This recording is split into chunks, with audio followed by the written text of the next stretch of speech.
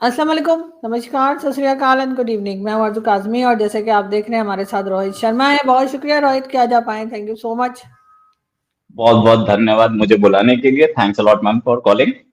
Thank you so much. और हमने कहा कि इलेक्शंस चल रहे हैं आपके यहाँ, जो हम पाकिस्तानियों को अक्सर समझ में नहीं आता कि पूरा टाइम इलेक्शंस चल रहे हैं, लेकिन बहरहाल हमने कहा कि कुछ तो समझना चाहिए कि क्या हो रहा है। तो बिहार इलेक्शंस चल रहे हैं, साथ ही साथ अगर कोई इस वक्त न्यूज में है तो उनका नाम है राहुल गांधी। राहुल गांधी की एक वीडियो बड़ी वायरल है, जो उसमें वो जो है कोई ब्राजीलियन मॉडल है, उनकी फोटो भी दिखा रहे हैं और बता रहे हैं कि जी इन्होंने कोई 20 जगह पर जाके जो है वोट कास्ट किया है। उनका नाम सीमा भी है, सरस्वती भी है और पता नहीं कौन कौन से नाम है। तो ये खबर भी चल रही है सोशल मीडिया पर, और उसी के साथ साथ इसके बारे में ये भी कहा जा रहा है कि इन मॉडल ने भी अपना एक वीडियो जो है वो लगाया है और वो साफ कह रही है कि जी मैं कभी भारत नहीं गई हूँ। तो ये क्या चक्कर है? राहुल गांधी की पार्टी जो है कांग्रेस, उन्होंने रोज जी बिना चेक किए, बिना जैसे कहते हैं डबल चेक किए जो है वो उनको शायद ये बता दिया कि जी इन्होंने वोट कास्ट किया है और ये सब हो रहा है। तो भारत जैसी कंट्री, अगर पाकिस्तान की बात होती तो हमारे यहाँ तो एक तरीका रहा है इलेक्शंस में जो है वो इधर वोट इधर उधर करने का या सीट्स करने का। इसी वजह से आज जो है वो शहबाज शरीफ साहब जो है वो प्राइम मिनिस्टर है, वरना सभी जानते हैं कि इमरान खान का मैंडेट था। लेकिन आपके यहाँ ये सब क्या चल रहा है? और राहुल गांधी एक बार फिर आपको लगता है कि कुछ गलती कर बैठे हैं? देखिए, राहुल गांधी का वो जो लैटिन अमेरिका रीजन है, वहां पे कोलंबिया हो, मेक्सिको हो या ब्राजील हो, वहां इंटरेस्ट रहता है, इसमें कोई शक नहीं। ब्राजीलियन मॉडल की फोटो दिखा के राहुल गांधी ने एक बहुत बहुत बड़ा एलिगेशन लगाया है, इसमें कोई शक नहीं है। मैं राहुल गांधी की एक चीज को मानूंगा कि राहुल गांधी आते हैं, बहुत बार सेंसिबल बात करते हैं। हालांकि मैं राहुल का सपोर्टर नहीं हूं, मैं मोदी का सपोर्टर भी नहीं हूं, लेकिन राहुल गांधी सेंसिबल कई बार बात करते हैं और कई बार ऐसी बात कर जाते हैं जो कि मुझे तो नहीं समझ में आती। क्यों नहीं समझ में आती? कि कल ही हमारे पार्लियामेंट्री अफेयर्स मिनिस्टर किरण रिजिजू ने एक प्रेस कॉन्फ्रेंस भी की। इनफैक्ट अभी हाल में की। उस प्रेस कॉन्फ्रेंस में किरण रिजिजू ने जो बोला वो ये बोला कि हरियाणा का इलेक्शन कब हुआ था, और आज आप आकर के प्रेस कॉन्फ्रेंस कर रहे हो कि हरियाणा के इलेक्शन में ये फ्रॉड हुआ, ये लेडी ने 25 नाम से वोट किया। ये जो प्रूफ है, ये आपको इलेक्शन कमीशन को देना चाहिए था। इलेक्शन कमीशन उस पर, भाई आप वोटर आईडी कार्ड दिखा रहे हो ना, उसमें आईडी कार्ड में नंबर होगा ना, ये नंबर्स मैच करेंगे। इलेक्शन कमीशन के पास जाते, सुप्रीम कोर्ट में जा सकते थे ये प्रूफ को लेके। इस प्रूफ को लेके प्रेस कॉन्फ्रेंस करने का क्या मतलब बनता है? बट स्टिल मैं ये नहीं बोलूंगा कि सब, हालांकि किरण रिजिजू जो है, उन्होंने बड़े ही जिसे बोलते हैं कि मैं उनका पर्सनल लेवल पे बहुत बड़ा फैन हूं, किरण रिजिजू का। बड़े ही समझदार और मेच्योर्ड पॉलिटिशियन है। अरुणाचल प्रदेश से आते हैं, जिसको चाइना अपना क्लेम करता है। और किरण रिजिजू अभी हाल में जब इंडिया और चाइना का स्टैंड ऑफ हुआ था, तो बॉर्डर पे जाकर के इन्होंने चाइनीज आर्मी के लोगों को गिफ्ट दे दिए थे। 25 लाख फेक एंट्रीज का क्लेम है। 100% प्रूफ उन्होंने बोला कि हमारे पास है कि फेक एलिगेशन, फेक वोटिंग हुई है। एक चीज किरण रिजिजू ने बोली कि भाई, कि आप एंटी इंडिया फोर्सेस की तरह इंडिया को डिफेम करने की कोशिश क्यों कर रहे हैं? बेसलेस और फॉल्स एलिगेशंस लगा रहे हैं। साथ में ये कि आपको इस सारे प्रूफ्स को लेकर के किसी कॉम्पिटेंट अथॉरिटी के पास जाना चाहिए था और जाकर दिखाना था। अगर वो एक्शन नहीं लेते तब आप प्रेस कॉन्फ्रेंस करते, या पहले भी कर सकते थे, कोई प्रॉब्लम नहीं। लेकिन ये एलिगेशंस इतने सीरियस हैं कि इस पर तो सुप्रीम कोर्ट को भी एक्शन लेना पड़ेगा, क्योंकि फेक वोटिंग हुई है, किसी का राइट टू वोट गया है। और हमारे कॉन्स्टिट्यूशन में लिखा है कि फंडामेंटल राइट्स अगर इन्फ्रिंज हो रहे हैं, तो it is discretionary for the high court and mandatory for the supreme court. Supreme court को लेना ही पड़ेगा। अगर अगर आपके राइट्स इन्फ्रिंज हो रहे हैं, तो फंडामेंटल राइट्स इन्फ्रिंज हो रहे हैं, तो हो सकता है कि हाई कोर्ट मना कर दे कि नहीं, ये हम नहीं लेते, हमारे एम्बेट में नहीं है। लेकिन सुप्रीम कोर्ट की मजबूरी है कि लेना पड़ेगा। आप जा सकते थे, आप नहीं गए, ठीक है, चलिए। मैं कहता हूं ये लेडी वो मॉडल ब्राजीलियन मॉडल नहीं थी, इसको दूसरे एंगल से लेते। ये लेडी एक इंडिया की और हरियाणा के रोहतक में रहने वाली एक लेडी होती, तब भी इसका वोट 10 जगह पड़ रहा है। इसका वो राइट इन्फ्रिंज हो रहा है, इसके नाम पे 10 जगह वोट पड़ गया है। वो भी तो एक वो फ्रॉड है। तो इसको इस एंगल से भी लिया जा सकता था, लेकिन राहुल गांधी हाँ, हरियाणा के इलेक्शन हुए भी अब 1 साल से ऊपर होने वाले हैं, 1 साल के आसपास होने वाले हैं। तो हमें 1 साल बाद इनको सडनली याद आया कि ये देखना, जरा देखना कितने लोग, चलो ठीक है, क्योंकि कांग्रेस पावर में नहीं है, कांग्रेस के लोगों ने अपने कहीं कहीं से बैठ करके अपनी डिटेल्स निकाली होंगी, मैं मानता हूँ। This thing takes time. लेकिन फिर भी सोचने की बात यह है कि भाई आप आपके अपने वोट्स भी, आपको भी वोट्स पड़े हैं ना, ठीक है। ये सारे वोट्स कांग्रेस को पड़े हैं या बीजेपी को पड़े हैं, अगर अगर ये सच है तो, अगर ये सही है तो वो भी देखना बाकी है। लेकिन चलो ये भी मैं मान लेता हूँ, 15 साल से कांग्रेस जो है उसमें है नहीं, पावर में नहीं है हरियाणा में। तो और हरियाणा में अब तक Jat politics versus the non Jat politics होती थी, मतलब Jat versus non Jat politics. Modi, prime minister Modi जहां पर भी अपना कैंपेन करते हैं या प्राइम मिनिस्टर मोदी जहां भी खड़े होते हैं, सारी कास्ट पॉलिटिक्स को तोड़ देते हैं, हिंदुत्व पॉलिटिक्स हावी हो जाती है। बिहार को देखिए, बिहार में जब जिस समय मंडल कमीशन लगा था, 1990s का वो दौर, 1990 में लगा था मंडल कमीशन, टू बी प्रिसाइज 90, हाँ 1990 में, उसके बाद से ये कास्ट पॉलिटिक्स घुसी कंट्री में और आज तक वो खत्म नहीं हुई है, देखने वाली बात है। तो उसके बाद से बीजेपी, सॉरी,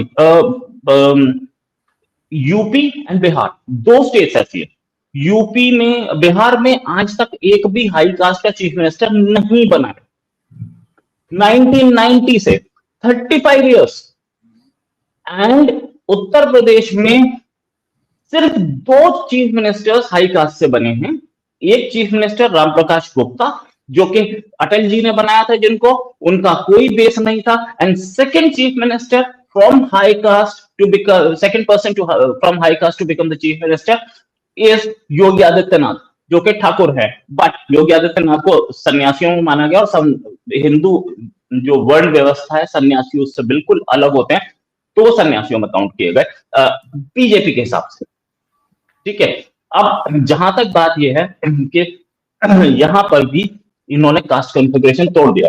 इसी कास्ट कॉन्फ़िगरेशन के बल पे ये चल रही थी जो कांग्रेस की गवर्नमेंट थी, और आरएलडी, राष्ट्रीय लोकदल, यानी कि चौधरी देवीलाल की पार्टी, या बंसीलाल, एक जमाने में देवीलाल, बंसीलाल, भजनलाल, ये 3 लालों का ही वर्चस्व हुआ करता था हरियाणा पॉलिटिक्स में।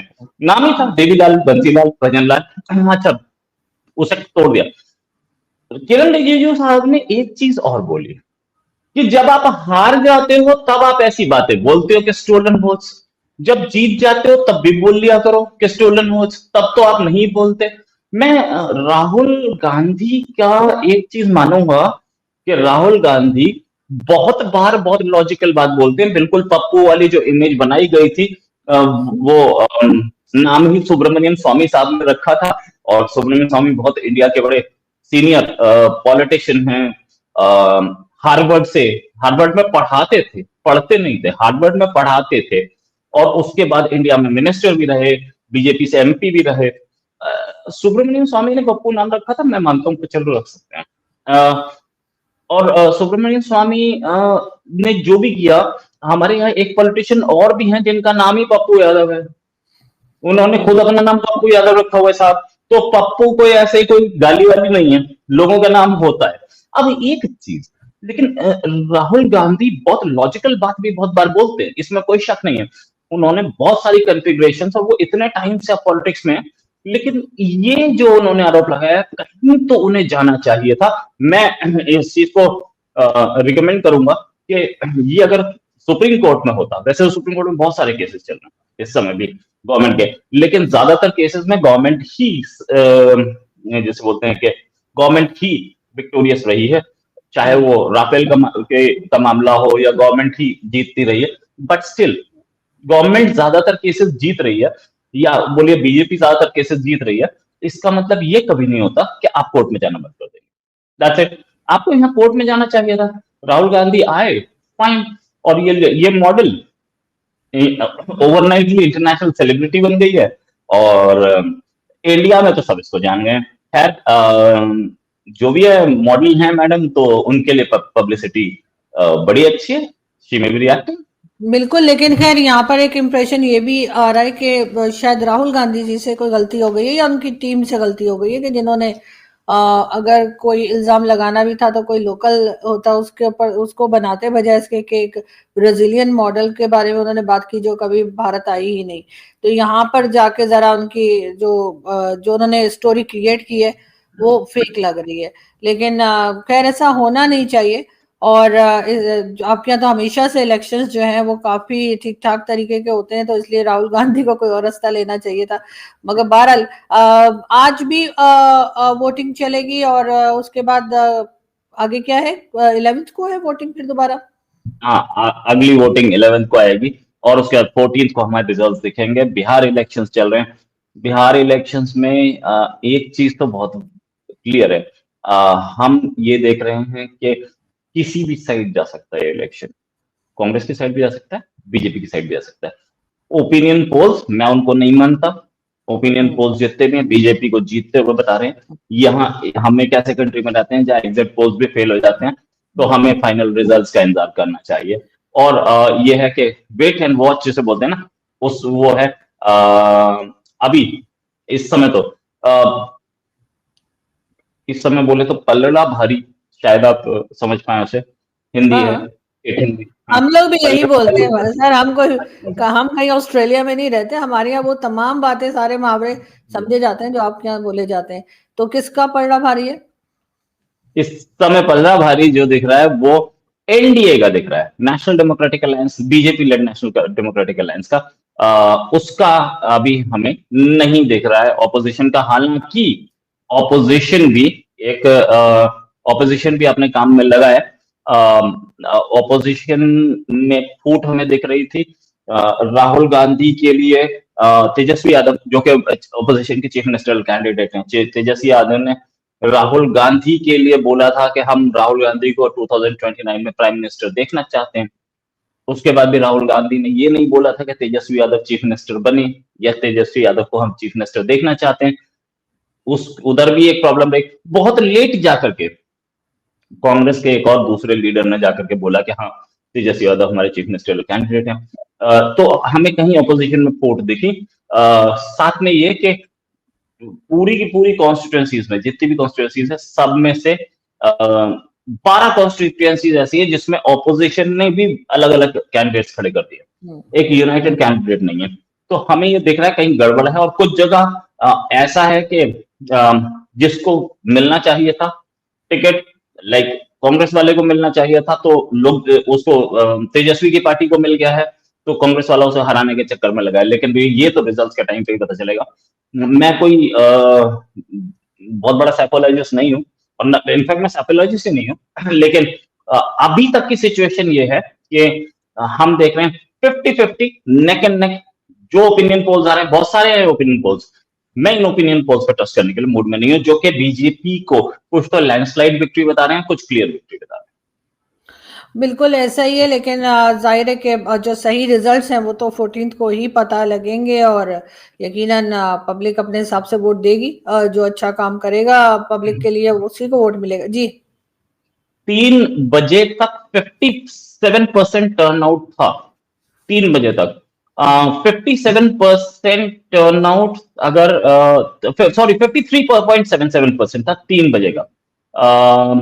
इन ये बिहार इलेक्शंस, अच्छा आज मणिपुर का भी इलेक्शन है ना। ओ या अच्छा, नाउ 53.77% टर्नआउट था। मणिपुर में 64% था। डन।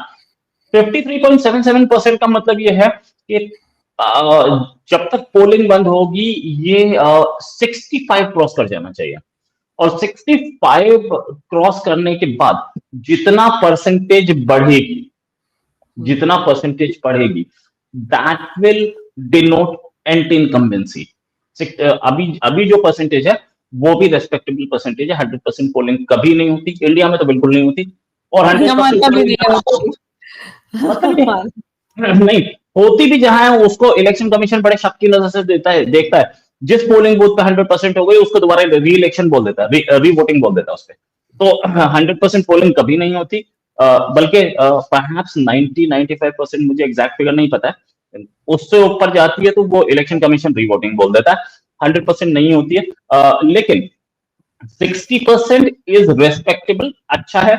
अभी we still have some not around 3 hours to go या 2 आवर्स टू गो, और 2 आवर्स में ये 10% बनना चाहिए। और उसके बाद एक कानून और है इंडिया में कि जितने भी लोग वोटिंग खत्म क्लोज होने के टाइम पे लाइन में लगे हैं उन सबको हाँ वोट दिलवानी पड़ेगी। हाँ बिल्कुल तो ऐसा है। वो तो वो लाइन में जो लगे हैं वो भी जनरली बीजेपी का जो वोटर है वो लेट ही निकलता है। कांग्रेस का वोटर जो है वो सुबह सुबह, कांग्रेस का ऑपोजिशन का वोटर है सुबह सुबह 7 बजे से तकरीबन 9-10 बजे तक उनका वोटर ज्यादा होता है। बीजेपी का भी होता है, ज्यादा होता है। बीजेपी का मिडिल क्लास वोटर है, नौकरी करने वाला वोटर है, छोटा बिजनेस करने वाला वोटर है या बड़ा बिजनेसमैन है। बीजेपी का जो वोटर है वो अपना सुबह सो के उठता है 7-8-9 बजे, अपना नहाता धोता है, ब्रेकफास्ट करता है, वो भाग जाता है। अब जो है बीजेपी की वोट्स बढ़ रही होंगी इस समय, बीजेपी या एनडीए की वोट्स इस समय बढ़ती दिख रही होंगी। तो हम उम्मीद ये करते हैं कि वोटर टर्नआउट अगर 70% टच करता है, अगर 70% टच करता है तो एंटी इनकम्बेंसी भी डिनोट कर सकता है। और बीजेपी का वोटर ज्यादा निकला है क्योंकि इस समय गर्मी का मौसम नहीं है। गर्मी में जितने भी इलेक्शंस होते हैं जनरली हम देखें, apart from the Lok Sabha elections, generally हम देखें कि बीजेपी को नुकसान होता है क्योंकि बीजेपी का जो वोटर है वो मिडिल क्लास से है, तो वो थोड़ा रॉयल टाइप है, वो कहता है बहुत गर्मी है, जाना भी नहीं है। तो इसीलिए कोशिश ये की जाती है कि वोटिंग इलेक्शन जो है वो जरा सर्दियों में हो जाए तो अच्छा है। लेकिन सर्दियों में ऊपर पहाड़ों में बर्फ पड़ी होती है, लाहौल स्पीति वगैरह, तो वो एक प्रॉब्लम आती है। बट स्टिल इस समय जो हमारी वोटिंग परसेंटेज है, हम जो देख रहे हैं वो वोटिंग परसेंटेज बीजेपी को फेवर करती दिख रही है। बिल्कुल ऐसा ही है, लेकिन खैर जाहिर है कि जो रिजल्ट्स हैं वो हमें 14 को ही पता लगेंगे। लेकिन बहरहाल हम 11 तारीख को फिर एक सेशन जो है वो रोहित शर्मा जी के साथ रखेंगे ताकि उस दिन की जो वोटिंग सिस्टम है या जो तरीका है वो हमें पता लगे। बहुत शुक्रिया कि आपने आज ज्वाइन किया। Thank you. नमस्कार।